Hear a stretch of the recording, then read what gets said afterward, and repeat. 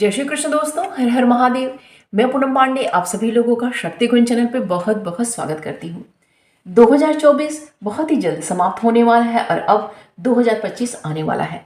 तो 2025 हमारा बहुत ही ज़्यादा समृद्धिवान, ऐश्वर्यवान और महालक्ष्मी की कृपा से परिपूर्ण रहे। आइए इसके लिए हम लोग कुछ महा उपाय करते हैं। ऐसा महा उपाय जो माता लक्ष्मी को आकर्षित करे, क्योंकि माता महालक्ष्मी की कृपा के बिना हम कोई भी कार्य नहीं कर सकते हैं। और माता महालक्ष्मी को प्रसन्न करने के लिए हर व्यक्ति अनेकों प्रकार के उपाय करता है। तो आज हम जो उपाय करेंगे वो हमें अमावस्या तिथि के दिन करनी है। यह उपाय हमें किसी भी महीने की अमावस्या तिथि को हम कर सकते हैं। बस हमें ध्यान क्या रखना है कि जब हम पूजन की सामग्री खरीदें और जब हम पूजन करें तो उस समय अमावस्या तिथि अवश्य रहे। जैसे कि हमारी जो पूजन की सामग्री मैं आपको भी दिखाऊंगी वो अगर हमारे घर में उपलब्ध है तब तो बहुत ही उत्तम है। लेकिन जो भी सामग्री हमारे पास उपलब्ध नहीं है उन सामग्रियों को जब हम खरीदें तो उस समय अमावस्या तिथि अवश्य रहे। और यह जो पूजन है हमें प्रदोष काल में अर्थात संध्या काल में हमें करनी है, जिसमें अपने घर में हम दीपक आदि जलाते हैं। उसी समय हमें स्वच्छ कपड़े पहन के एकदम साफ सुथरे होके इस पूजन को हमें करना है। तो उस समय भी अमावस्या तिथि अवश्य रहे, क्योंकि कभी कभी ऐसा होता है कि अमावस्या तिथि हमें उदया तिथि में प्राप्त हो जाती है, लेकिन वो अमावस्या तिथि दोपहर तक समाप्त हो जाती है, तो संध्या काल में हमें प्राप्त नहीं होती है, बल्कि संध्या काल में प्रतिपदा तिथि प्रारंभ हो जाती है। तो वो ऐसा ना हो, जिसमें हम पूजन करें और जिसमें हम सामग्री खरीदें उस समय अमावस्या तिथि अवश्य रहे। इस चीज़ का हमें ध्यान रखना है। किसी भी महीने को हम कर सकते हैं, किसी भी महीने की अमावस्या तिथि में कर सकते हैं, बस पूजन के समय पे अमावस्या तिथि रहे, इसका हमें अवश्य ही ध्यान रखना है। तो सबसे पहले हम ये देखते हैं कि ये जो हमें सामग्री हमें इसमें क्या क्या लगेगी। और देखिए सभी चीज़ें मैं स्टेप बाय स्टेप आपको बताऊंगी, तो अगर आप वीडियो को स्किप कर दीजिएगा तो आपको बहुत सारी चीज़ें समझ में नहीं आएंगी। इसलिए इस वीडियो को बिना स्किप के पूरे बहुत ही अच्छे से इसको शांत भाव से आप देखिएगा। तो इसमें क्या क्या सामग्री लगेगी पहले उसको हम देखते हैं। देखिए इसमें हमें 11 जो है सिक्के लेने हैं एक के, ठीक है। ये सारे जो 11 सिक्के हैं ये एक के ही हैं। अब हमें 11 रुपया लेना है, अर्थात हमें एक एक की जो सिक्के की 11 सिक्के हमें लेनी है। अब ऐसा ना हो कि मैंने कह दिया कि 11 रुपया लेना है तो आप 2 का ले लीजिए, 5 का ले लीजिए, ऐसा नहीं करना है। हमें एक एक का ही सिक्का लेना है और हमें 11 सिक्का लेना है, ठीक है। इसमें चांदी का भी सिक्का नहीं, कोई अन्य सिक्का प्रयोग नहीं करना है। नॉर्मल जो सिक्के हम प्रयोग करते हैं ये सिक्के हमें प्रयोग करना है, बस एक एक का सिक्का हमें लेना है। ये हमें 11 सिक्का लेना है। एक हमें लघु नारियल लेना है। बहुत ही मार्केट में जहाँ पूजा की सामग्रियाँ मिलती हैं बहुत ही आसानी से मिल जाता है। तो एक हमें लघु नारियल लेना है। एक हमें सुपारी लेनी है। यहाँ पे हमने देखिए ये भीमसेनी कपूर, जिसे देसी कपूर कहा जाता है, जिसे ब्रास भी कहा जाता है, ये हमें कपूर लेनी है। यहाँ पे देखिए 5 जो है ये जो लौंग होती है ना, जो फूल वाली लौंग होती है, इसको पूर्ण माना जाता है। कभी भी जो ये जिसमें फूल बना होता है ये अगर नहीं हो तो उसको मत लीजिएगा, वो जो है खंडित मानी जाती है। तो ऐसे जिसमें फूल पूरा बना हुआ हो इस तरीके से हमें 5 जो है लौंग लेना है। 5 जो है हमें इलायची लेनी है, हरी इलायची है, 5 हरी इलायची लेनी है। 5 जो है हमें कमलगट्टा लेना है। थोड़ी सी हमें पीली सरसों लेनी है। एक टुकड़ा हमें दालचीनी का लेना है। 2 गोमती चक्र लेना है। पूजा की दुकान पे बहुत ही आसानी से मिल जाता है, ठीक है।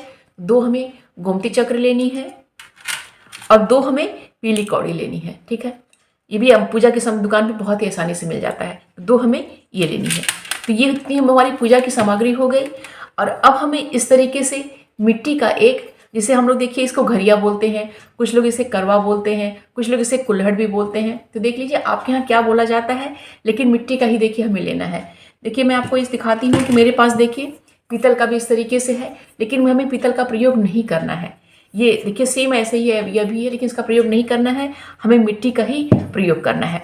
ये जो है मेरा जो है मैंने जो मिट्टी का लिया हुआ है थोड़ा सा छोटा है साइज में, मतलब जैसे होता है ना कि 19-20 का अंतर, थोड़ा सा इससे आप बढ़ा लीजिएगा। जैसे इस तरीके से ना थोड़ा सा इससे बढ़ा आप लीजिएगा तो आपको सामग्रियाँ जो है रखने में आसानी रहेगी।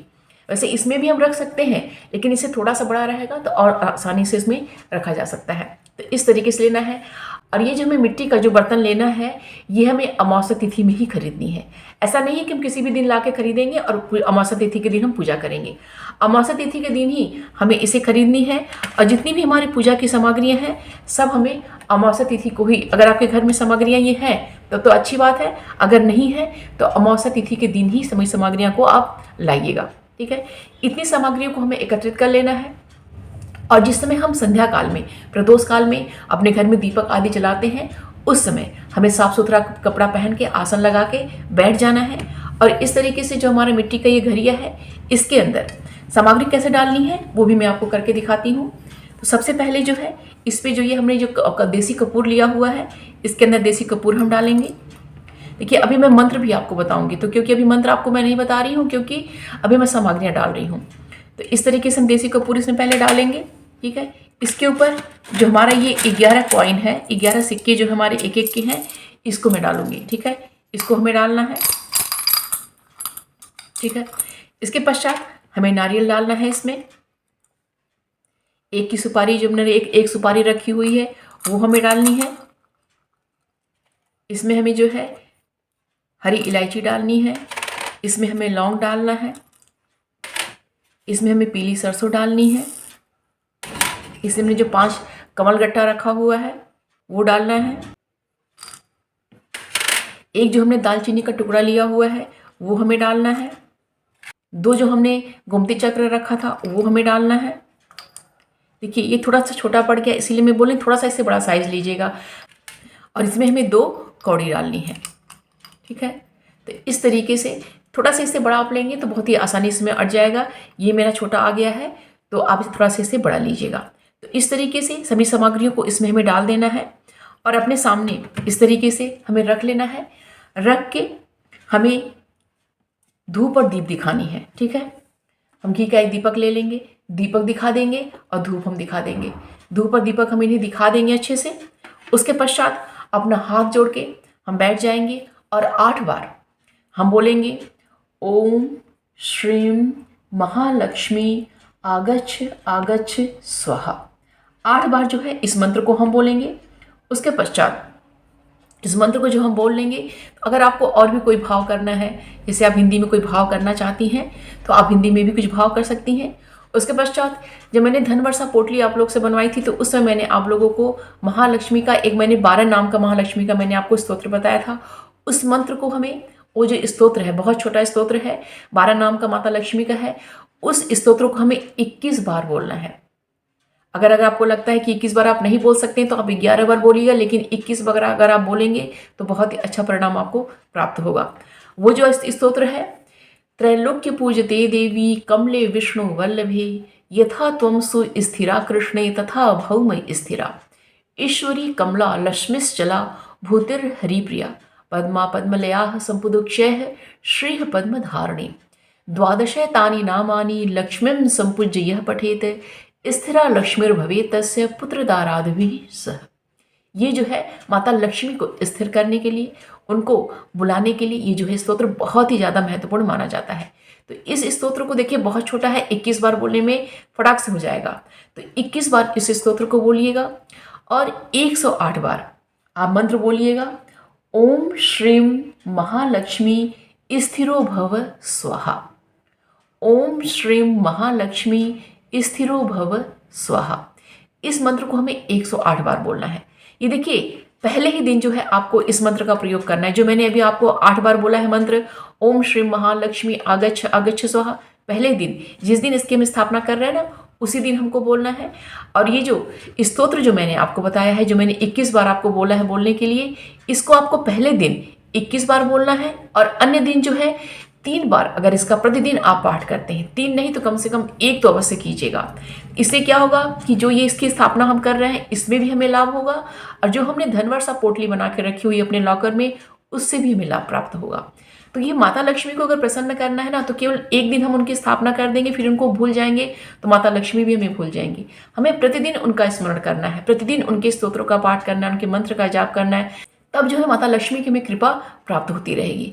तो इस मंत्र को आप प्रतिदिन अगर 3 बार बोलते हैं तो बहुत ही अच्छा रहेगा भी। ठीक है, और ये जो मंत्र आपका है जो 108 बार बोलना है, ओम श्रीम महालक्ष्मी स्थिरो भवसा, इसको केवल पहले ही दिन आपको 108 बार बोलना है, अन्य दिनों नहीं बोलना है, केवल स्थापना के दिन ही आपको बोलना है। ठीक है, तो इसका आप अवश्य ध्यान रखिएगा। अब हमें रखना कहाँ है, इसका हमें ध्यान देना है। अब देखिए, हमने इस तरह से रख लिया, ओम श्री महालक्ष्मी आगच्छ स्वाहा, हाथ जोड़ के मैंने माता लक्ष्मी को हम लोगों ने बुला लिया, हमने स्तोत्र पढ़ लिया, हमने 108 मंत्र बोल लिया। इस तरीके से करके धूप दीप हमने दिखा के माता लक्ष्मी का यहाँ पे हमने अच्छे से पूजन कर लिया।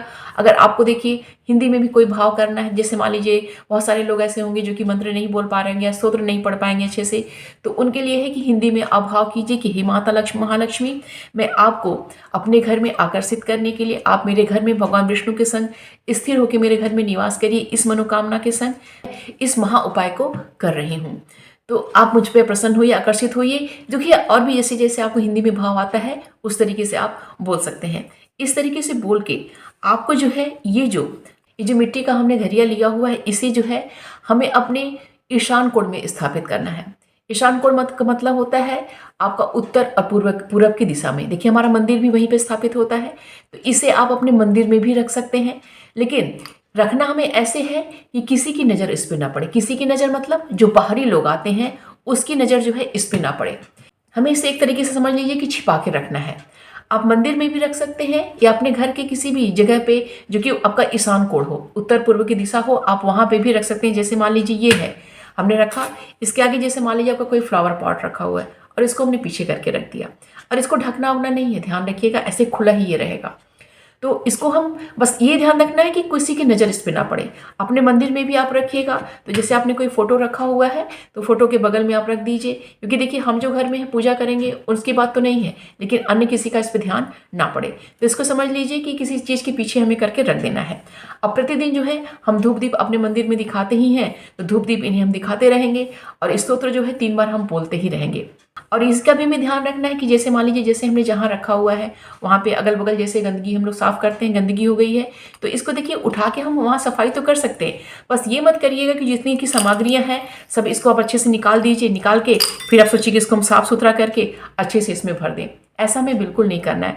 हमने एक बार इसमें स्थापित कर दिया तो इसमें स्थापित ही रहेगा, इसे में उलटना पलटना बिल्कुल नहीं है, एक जगह में स्थापित कर देना है। हाँ, सफाई के दौरान जैसे है ऊपर जैसे मिट्टी अगर आपको लगता है कि ऊपर धूल वगैरह आ गई है तो ऐसे आप किसी कपड़े से हल्का सा इसको आप पोंछ सकते हैं, पोंछ दीजिए, इसको थोड़ा सा पोंछ दीजिए, लेकिन ऐसे इसको स्थापित रहने दीजिएगा।